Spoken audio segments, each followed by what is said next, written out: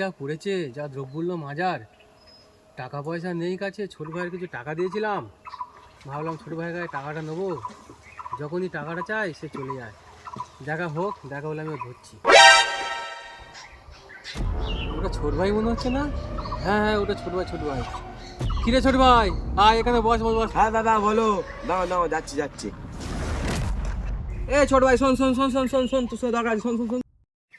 যা শালা, পানাটা দুটো এখানে চলে এলো। বস বস। হ্যাঁ দাদা।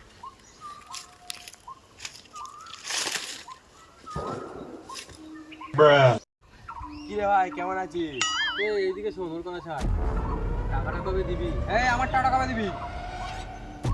তুই আগে আমার টাকাটা দে। কদিন যখনই টাকা চাই তখনই চলে আস। কোথায় যাস? এ ভাই দিয়ে দিয়ে ভাই দিয়ে দিয়ে। কবে দিবি তুই ডেটটা বল। আমি হ্যাঁ দিয়ে দিয়ে তো দিয়ে দিয়ে।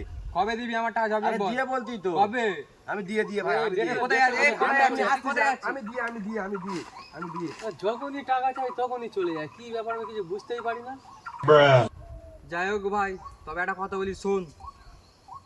বল। যে করবে পরের উপকার, যে দেবে টাকা ধার, আর যে করবে ভালো ব্যবহার, এই তিনটে গুণ আছে যার, নিশ্চিত তার বাস উপহার। যেমন তোদের ওই তো শালা সবে ঢেমন শুনছিল, তবে রে ধর ধর।